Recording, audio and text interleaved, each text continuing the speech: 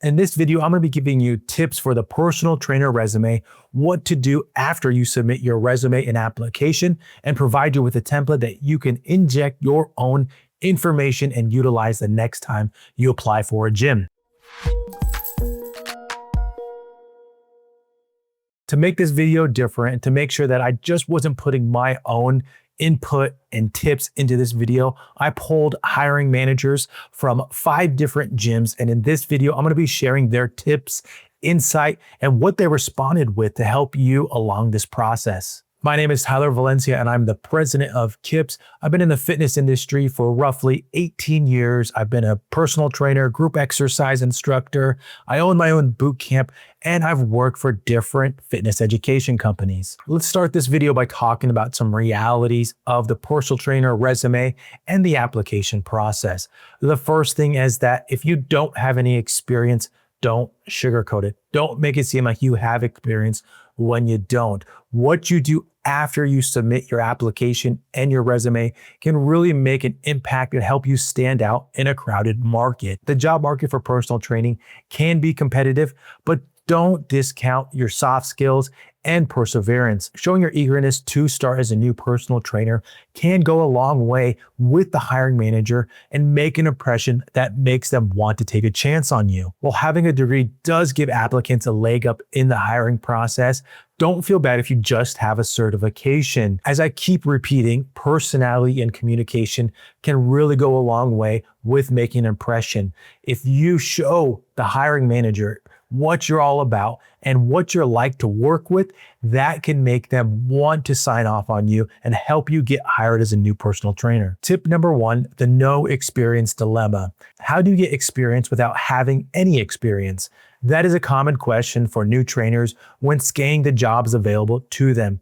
Let's review 2 key areas you can highlight to tackle this dilemma. 2 common threads in the responses I received from hiring managers for aspiring personal trainers with no experience were ensuring you include any relevant customer service experience and being a part of a team. Personal training is a front-facing customer service profession, meaning you work with clients and consistently try to attract new clients. If you have any type of customer service experience, ensure that it's part of your resume. And better yet, have a story readily available if you land an interview. The second common theme of being a team player might sound confusing, but it can be a focus point of your resume that sets you apart from other candidates. The fitness industry, it's known for being cutthroat, and often trainers are overprotective of leads and even potential clients. Stating your willingness to help other departments and be part of the gym team brings a different approach that any hiring manager would love to invest their time cultivating. Should you include a cover letter, you're thinking you want to stand out and make sure the hiring manager takes a look at your resume. This was actually something that had mixed reviews. Rick Dennis, who's president of the gym chain Body Xchange, stated, "No, however, a detailed and professional 1-page resume is important." As mentioned, a free resume template is available on the KIPS landing page for this video. Head to the link in the description to download the Word doc. Feel free to input your information, but keep the same professional look. A takeaway for this tip is to not use AI to write your resume. I've heard my fair share of AI resume blunders, and for a task as important as a resume, put the effort into the task to ensure you feel confident when you submit it. The follow-up is one of the most important steps for new personal trainers with no experience. In my opinion, it can make a lasting impression on the hiring manager. And I'm going to go over 2 tips right now that'll help you once you get to this step. The first one comes from Jen Tufts, who's a general manager for the gym Super Fitness in Toledo, Ohio. She states to deliver your resume in person if available. It shows me that you are taking this opportunity seriously. It also gives the candidate a chance to make an impression. Smile, shake the manager's hand, and dress professionally. Next, Kate Milburn, who's a GM of Fitness 1440 North Coventry. She mentioned to follow up within a week to show initiative, but watch being too pushy. Network with the staff or members, do a day pass or even a trial to get a feel for the facility. These 2 tips show eagerness, things that any hiring manager will want to see if you get the job. Personal training, it is a hard profession when you get a shot. As I mentioned in other videos, it's hitting the ground running and making sure that you are putting in that hard work. By doing any one of those tips, you are standing out from other strong candidates, potentially others with experience or with a stronger educational background. Do the legwork that managers will see will be implemented into your first shot as a new personal trainer. Tip number 4 now has to do with what do you do while you wait.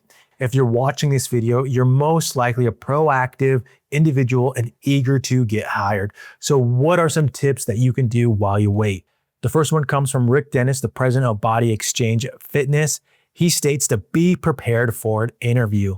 Learn about the company you applied for and align yourself with the company's core values. This is a step that if you brought up in an interview how you related to one of their core values, it shows preparation. It shows that you went on the company's website, looked up, read, and also thought of a way to connect a story from your past to their core values. Those are things that a hiring manager would immediately circle on your resume that they came prepared.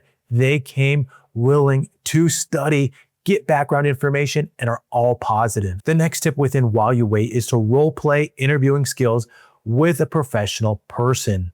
Just like with exercise, you don't get better without practice. The same goes for interviewing. If you're nervous or anxious about the process, practice. This can be great preparation, especially if you take it seriously. Research common interview questions and start by going through your own responses in your head or on paper. Practice your tone and how you're going to showcase your professional appearance. That has been it for this video on the personal trainer resume. I hope the outlook from active hiring managers helps you along that path so that you can go into the interview, that you can submit with confidence and hopefully help increase your chances of getting hired as a new personal trainer. Make sure to head over to the landing page for this video on the KIPS website, download the Word doc, input your information, and submit it with confidence. Make sure to hit the like button and subscribe for this video, as those are things that help this channel grow and help reach other health and fitness professionals. Until the next video, I'll see you then.